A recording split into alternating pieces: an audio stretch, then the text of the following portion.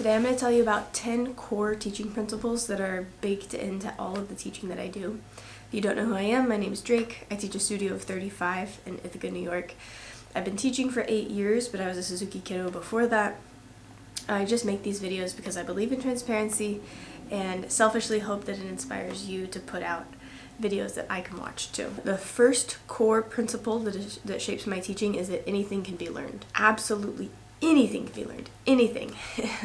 That's any kind of skill, any sort of character trait, and any belief.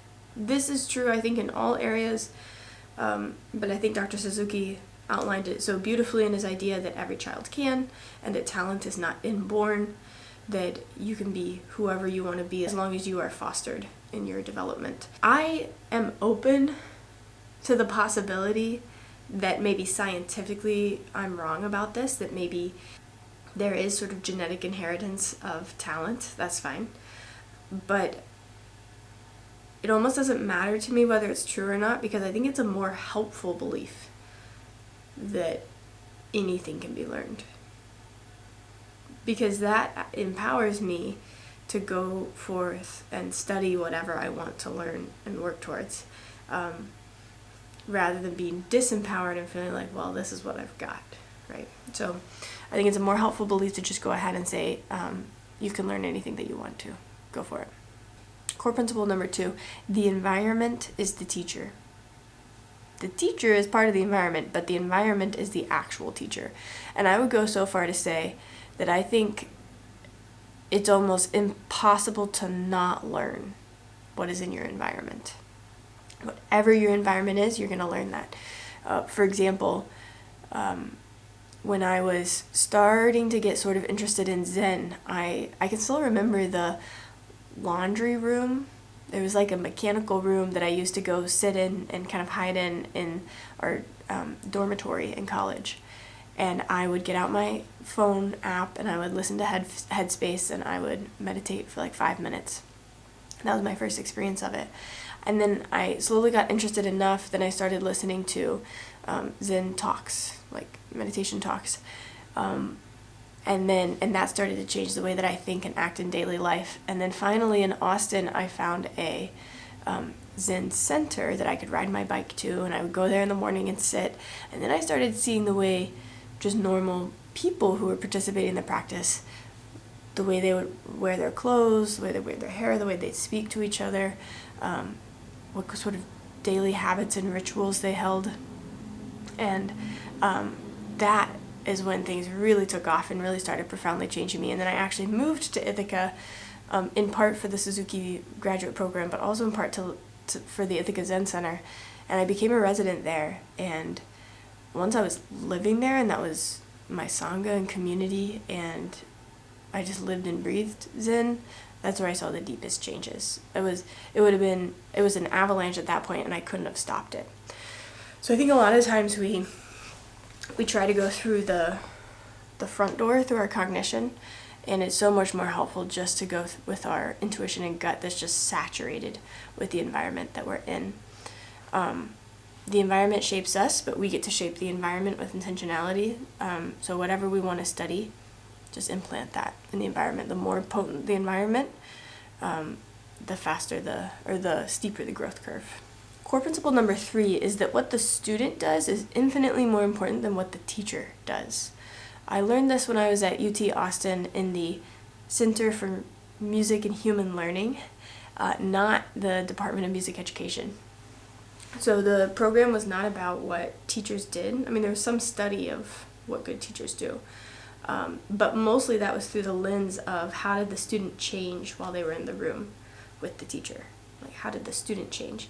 One definition of learning that I find helpful is the same inputs but different outputs. So when you're in the same exact situation and you act differently, that means that you've learned something. You've developed a skill, a character trait, or a belief that has changed the way that you respond to the same inputs in the system. If a child walks into the room for a lesson, they play one way, and then you talk, and then they leave the room and they play the same way, then nothing happened. No learning happened. Maybe teaching stuff happened, but no learning happened. My training is always to look back at what the child is doing, this is as true as it in the lesson as it is at home as well. Like, what is the child doing on their own? One lesson is 1/336th of your child's week, and the 335 other parts of their week obviously have way more impact on their life. So what they're doing with those 336ths is essential. What the child does is way more important than what the teacher does. In the largest sense, I think this is also true in that the child's desire to be invested in the process of learning the violin and hanging out with you is vital. If the child's keen interest is not ignited, if we've sort of burst that bubble of joy in playing, it's not going to work. It's going to be a linear progress rather than a exponential progress of spectacular growth. And you know what? I think there are so many things to do, and so many things to learn, so many things to experience in this life. If we're continuing to just do linear stuff, same, what you put in is what you get out, I'm not too interested in that. I'm interested in like flying through the material and through the skills and through life. Core principle number 4. This is straight from Dr. Suzuki. Knowledge is not skill. Knowledge plus 10,000 repetitions is skill. I believe this so deeply. Another way I express this to my students is, first you have to make the path the first time, which is just knowing what to do, knowing what we're trying to go for.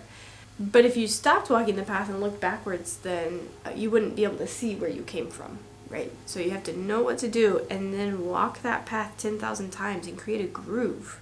Create a path by the fact that you walked on it over and over again. And then it will be inevitable that you won't walk on that path every time you go through the woods. And then we can give the scientific explanation of this too, right? Is that we're making the neural connection, the neural link, and then we have to myelinate that connection. We have to, through repetition, create a myelin sheath or sort of insulation on this neurological connection that will make the signals travel faster and faster and faster with more reliability. That is the process we're undergoing when we are practicing. And in lessons, a lot of times, or this will happen a lot if I like watch a master class. I'll see a lot of people when they're working with a student, get them to a point where they finally did something correct for the first time, or they finally achieved the goal that they were after for the first time, and then they move on to the next thing. And I actually think of that as the beginning of the actual practice stage. So you finally got an arrival to a place where you got an understanding of some musical concept or a postural concept or a sound concept, and then we stop. And then we're just supposed to understand it intellectually, but that's not true. You get the intellectual understanding of knowledge, and then you add all those repetitions of practice, and that yields skill. Core principle number 5. This comes from the book The Inner Game of Tennis. I'll never forget that the author, Timothy Galloway, said that your intuition, your gut, is like a supercomputer, and your cognitive brain, your thinking brain, your consciousness, is like a sticky note or something. It can give you like pointers and reminders once in a while if you notice it. But the ability of the human body is actually infinitely more impressive than the thinking. So that guides what I want to do with my students. I want to do a lot of backdoor work rather than front door work. And that goes back to using the environment to support the gut rather than using words and symbols to support the brain. This is another one from Bob Duke. Feedback is just simply saying what you see. You are like a mirror for the student. When you give feedback, you don't have to add judgment to it. It doesn't need to be, good job, you did X and Y, or that was really, really crummy, like bad job, etc. You can just say, you played with tone, or that was weak tone, or that time your bow skated onto the fingerboard, or that time your bow stayed right on the highway. There is some inflectional difference that I know, but mostly we want the student to have the autonomy of knowing that when X, Y. Like, this is the recipe. When you put together this recipe, this is what it sounds like. And when you put together this recipe, this is what it sounds like. Now, the child can choose which recipe that they want to use to get whichever sound that they want to have. And so that just simply comes from us saying what we see. Just giving back observational feedback on what they've done. Priority teaching. So this idea, of course, comes from Ed Kreitman and his book, Teaching from the Balance Point. Elizabeth Fadley has a similar idea with sort of triaging in the lesson. But fundamentally, you want to, when you're teaching, go back to the most common denominator before you move forward. So, for example, if the violin is completely slumped down here, that's going to affect tone production, that's going to affect intonation, and that's going to affect musicality, because you can't move much here. You could jump in and work on musicality first. That's an option. However, you're going to be able to work on a greater plane of changes if you just jump all the way back and just change the posture first, so you get your violin up here. If you choose to work on musicality and then later do the posture, then you're going to have to work on musicality again, because the musicality is tied to how you're playing up here in this posture. So you're just saving yourself steps if you go back to the most fundamental and work your way through. Okay, core idea number 8. The teacher's job is to show the child and the parent how to take a lesson. I think I heard this from Charles Crickbaum. The teacher teaches the child and the parent how to take the lesson. That means if there's a lot of misbehaving, if there's a lot of misunderstanding of how the lesson works, if there's a lot of interjections from the parent, that's not the child's fault and that is not the parent's fault. That's on me to show them how to take a lesson. And I find that even just using this language in the lesson works really well. To be like, I am so sorry, it is my job to show you what's appropriate lesson behavior and what's not appropriate lesson behavior. Can I have another chance to explain to you what I think is appropriate right now? And usually that catches the student and they realize, oh, okay, there's a different expectation here. And it's my job to communicate that. Another way of saying this is you got to inspect what you expect. So that means that, and I think I heard that from Charles Kirkbaum, but it was originally from, I think that was originally from Alice Joy Lewis. Inspect what you expect. And that means that when students come into the lesson, I need to follow up with exactly what I'm expecting. If I expect them to review at home, I need to be hearing that review in the lesson. Number 9 from Dr. Suzuki, the 1-point lesson. This harkens back, I think, to the gut is so much more capable than the mind, and that the environment is the teacher. We can do 1,000 things at once, but we can only focus on one thing at once. And the amount of effort that it takes to make a change is so substantial. Well, we said knowledge plus 10,000 repetitions, right? You have to focus so much on one thing to change it that if we try to focus on 5 things, then we're never going to have a chance at changing anything. So within the lesson, a couple of times we're drawing the student down to one thing that we want to make substantial change on. One thing. And the more deep I've gotten into teaching, the more radical I am about this. I especially got invested in this in graduate school, where I would only work on one thing at a time. And like one piece of repertoire at a time, one technique at a time, one paper, one essay at a time. And the more you batch, the deeper you get into whatever you're working on, and the more the subconscious is working for you. If you distract the subconscious with 1,000 different things, then the subconscious doesn't know what to assist you with. So pick one thing. The parent understands what to do, the child understands what to do, you remember what you did. That one thing will carry you. Now you have to have other routines and rituals so that not everything else just like falls away. Like I said, you can do 1,000 things at once, but we only focus on one. This one comes from Ed Sprunger. This is our core idea number 10. And he says, we don't practice to get better, we practice to make things easy. It's like the gravity of learning.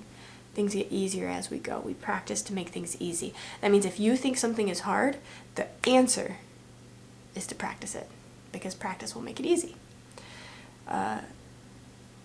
Fundamental core belief. I believe it to be so true, and I find it so effective in changing the minds of parents and changing the way they practice at home. We practice to make things easier. That means that when things are easy, that you've done the practice. Now it's to take on something hard again. It also means that practice is inherently hard to begin with, because we're taking hard stuff on and we're making it easy. It's a beautiful, beautiful concept. I love it so much.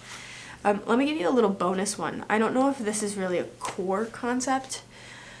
It's more of just like a lifestyle, a way I live. But my core belief is that 99% of teaching is just about being a healthy human being and being a magnet that draws other people into your life. The part that most teachers obsess about, me included, is the 1%, the technique, the repertoire, the sequencing, the teaching technique that we all love so much. But that's only 1%. 99% is just kindness, just being a good human being. So that means that you have the license to take care of yourself, go outside, eat decent food, drink water while you teach, sleep, spend time with your family and friends, your loved ones.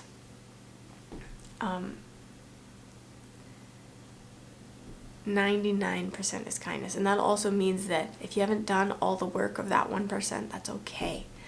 Because your fundamental responsibility is just to stay sane in who you are and how you are.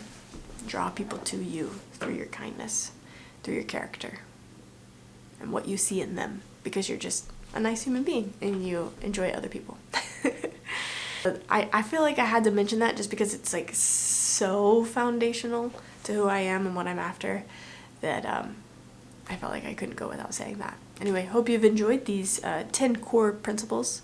If you're interested in some of my other videos, you can check out my actual teaching and some quick tips if you thought that I talked too long on this one.